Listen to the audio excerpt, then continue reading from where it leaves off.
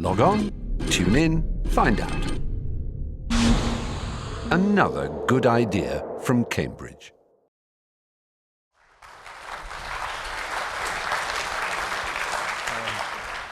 Deliberate or accidental, Maurice's invention of the diploma rescued dropouts like me and the first steps to a computing career. When I joined the lab, it was 1958 actually, there was an induction session, very informal, by Eric Butch, who took us around the building and showed us things. He showed us the EDSAC-2, and he told us the local customs. Now, in those days, it was unusual to call people by their first names if they're in a different generation. But Eric used to say, we're modern here, we're different. Everyone calls everyone else by their first name, except Mr. Wilkes is Mr. Wilkes. And even today, I hesitate a little in calling him Maurice. I'm never wholly sure why he was called Mr. and not Doctor. He had, of course, a PhD.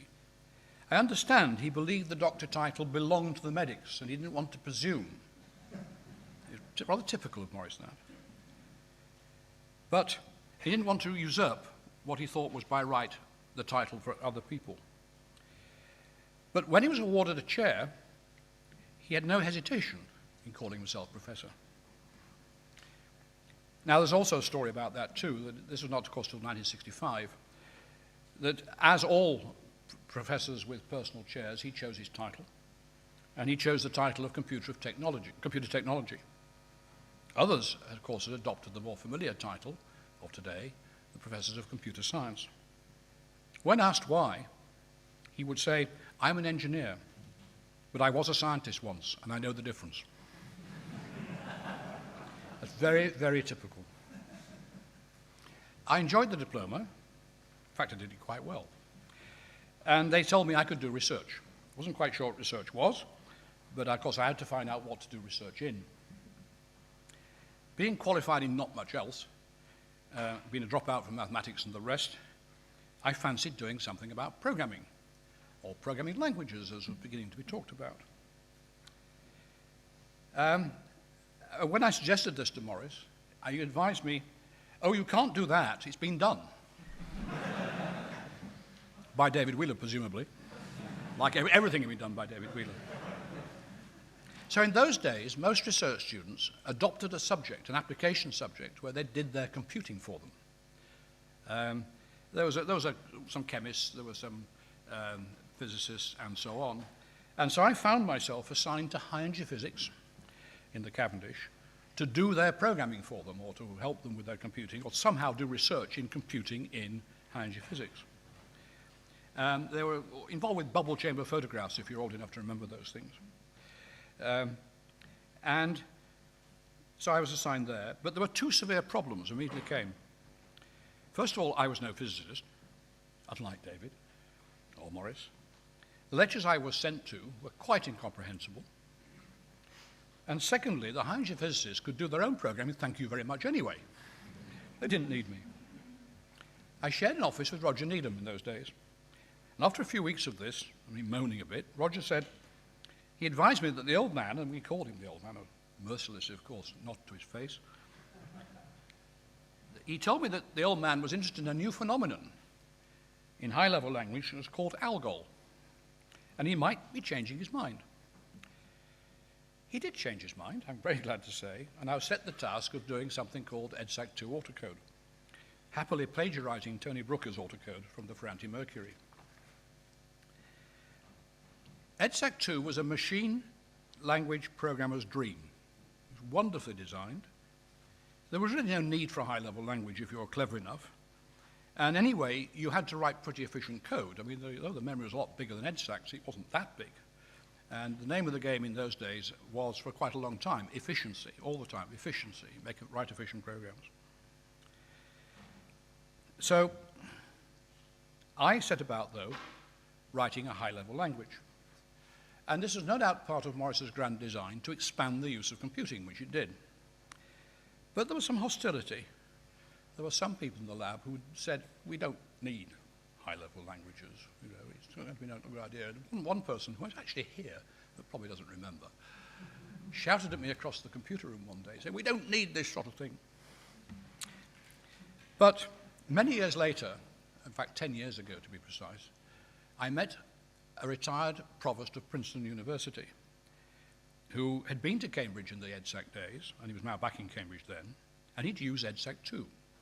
And I said, "Oh yes, had you? What did you do?" He said, "I use EDSAC 2 autocode." I said, "I developed that for my PhD." And his reaction was to lean across the table and shake me by the hand. It was good to receive positive feedback, even if it took 40 years for it to come. But I do like to think that what I did, in my own humble way, was part of Maurice's grand mission. His mission always was to provide service to a wider and wider community of people. People, of course, were researchers in the university, in a wider and wider set of subjects. And I think we did.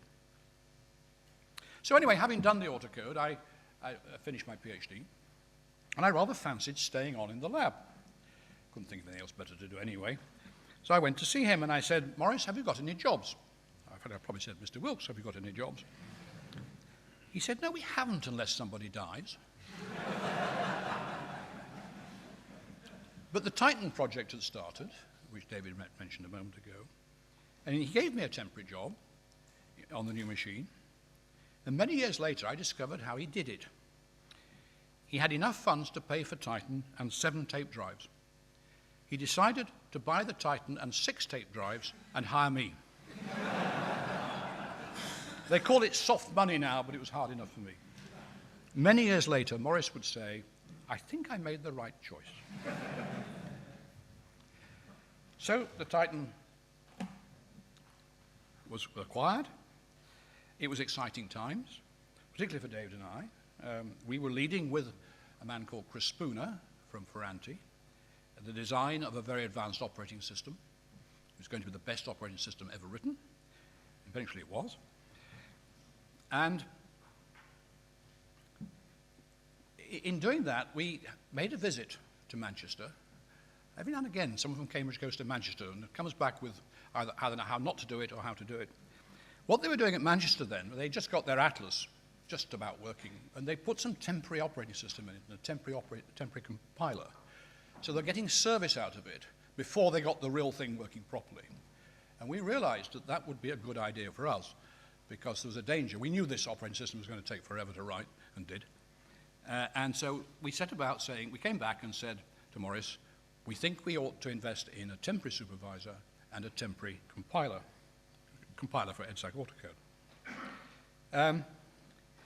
So Peter Swinton Dyer, who is here, wrote the temporary supervisor. It was very simple and unambitious, and he seemed to write it almost overnight, as Peter did. Now, at that time, Maurice was interested in Lisp processing and Lisp and things, if you remember that. And he had his own version of Lisp, which he called a WISP.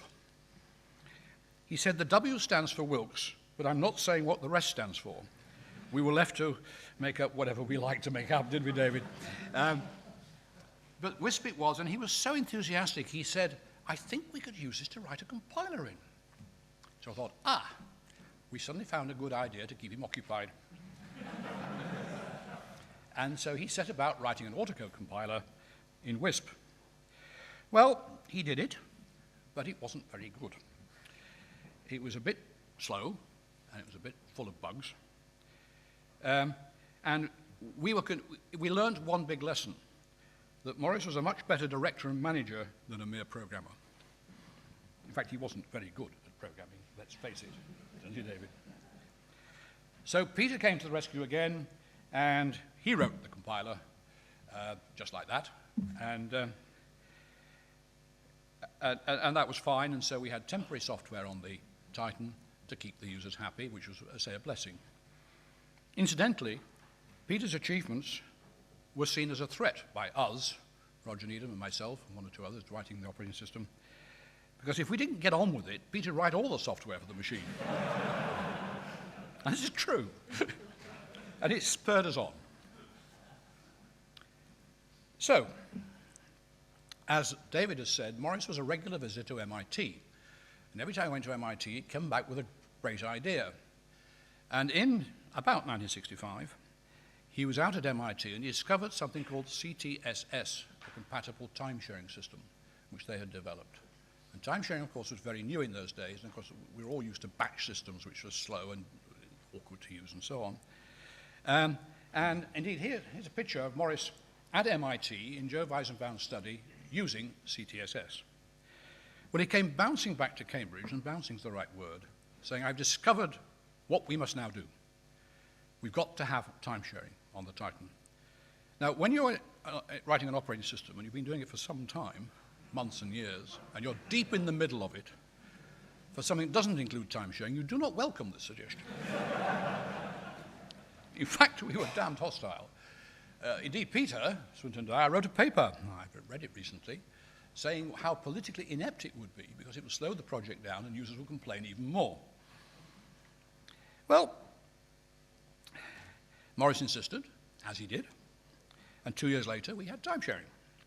We'd adopted the machine, adapted the software, and we had users in 1967 happily computing at teletype terminals. The culture of computer use was never the same again. And as is often the case, he was right and we were wrong. Anyway, and also, I think we have to admit, as a result of that, a few of us gained reputations that we would never, ever have had otherwise.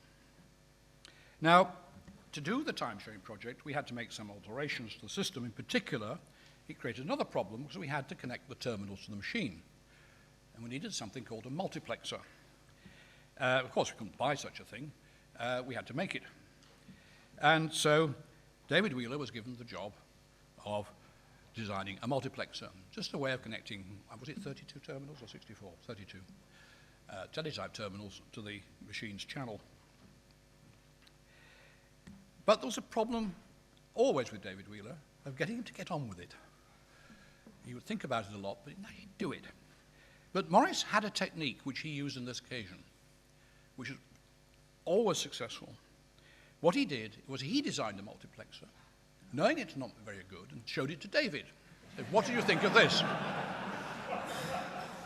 And David would get very agitated, even slightly angry, and say, no, this is how you do it. So it was done.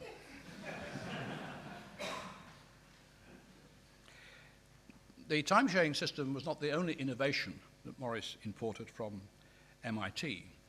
And it wasn't long after, inspired by certain pioneering developments at MIT, he brought in computer-aided design. He also imported a computer-aided designer, who is here, I think, Charles, and others. He bought him a mini-computer, we connected it to Titan, and the result was we had a thriving research group, not so much in computer-aided design, but in computer graphics, as it turned out. Although that is a modeling machine for cutting models, design on a computer, which was connected to the mini-computer, which was connected to Titan. So that was another pioneering development.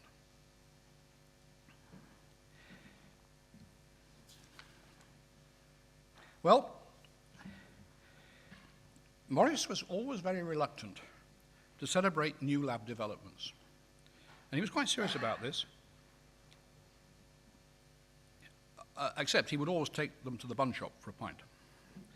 But having a big public celebration saying we got something new, like the Titan time machine system, he did not want to do. But we did. We were rather proud of the Titan system, and I think justly so too. And we wanted a party. He wouldn't have one. So we had one of our own. But I shall say no more about it. So we had users happily computing at teletype terminals. Programs with paper tape were a thing of the past. And as a result, under Maurice's leadership, as I said before, we had careers well-founded and we were truly established. It was a win-win situation. But in the right circumstances, and this has been said before, it will be said again today, Maurice liked a party. But usually parties to celebrate things that had happened and done, and rather than things which we said, you know, gosh, isn't this new, aren't we clever? in those days, people feared new machines. They had the old machine, whichever it was. When they had EDSEC, the new machine was EDSEC 2. When they had EDSEC 2, that was the old machine. The new machine was Titan, etc. And they grew to love the old machine and feared the new one, because the new one would be late and it wouldn't work, and all the rest of it. And so we developed a tradition, not of opening new machines, but of closing old ones. Here's a picture of the close down of EDSEC 2 in 1965. There's at least one person here in the middle who was here. Others might recognize themselves, may not. This was quite an occasion. You can't see it in the photograph, but Maurice was there. He was handed a paper tape with the last program on it. It was a black paper tape, of course. He fed it into the tape reader, and the machine played the last post. Maurice then reached for the HT button and turned the machine off, and grown men were seen to weep. We did the same thing when we closed down Titan. There was another story, and John Horton's here, so I won't relate it. Anyway, over time. Titan kept going happily until 1969, when it had to be moved to a new building, or should we say a new building had to be built. And it had to be built on the same site as where the Titan was. It was going to take 3 months to move the Titan and recommission it. In fact, there were doubts whether it would ever work again. It did, fortunately. And so there had to be, you couldn't therefore temporarily decant it into another place while you demolished the lab and built the new building. So they built the new building, half the new building, and kept the old lab there. And then they winched Titan into the new building and got on and demolished the old building. And that's the old building. So if you want to be nostalgic about it, it's a poignant reminder, not just of Titan, but of the original EDSEC. If you look at that picture at the top right, the sort of large floor, not the far right, those two windows up there, that's where EDSEC was.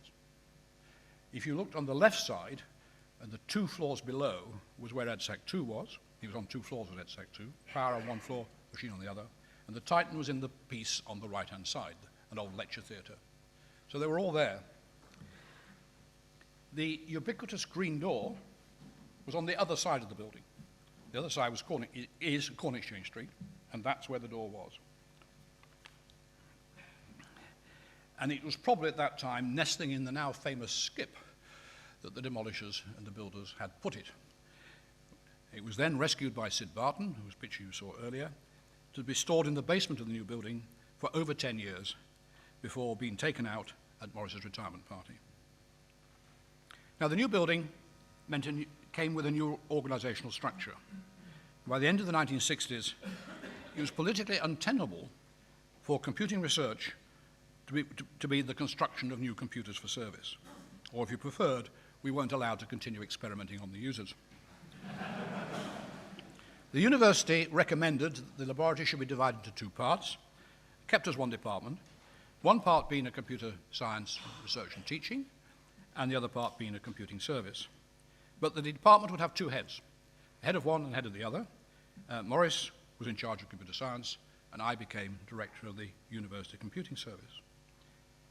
I think they felt we couldn't have 2 people called director, and they felt I had to be director, so Maurice lost the title of director of the laboratory, which, with all the hindsight in the world, was a great shame, because Maurice was a natural director, a person who could manage, lead, and inspire a bunch of bright people, all of whom he had discovered, taught, and nurtured.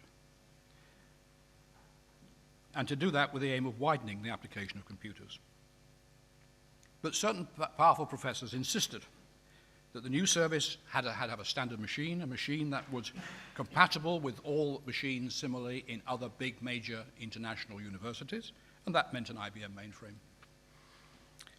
Roger Needham declared to me, when I was made director, he said, my task was to drag users kicking and screaming back 5 years.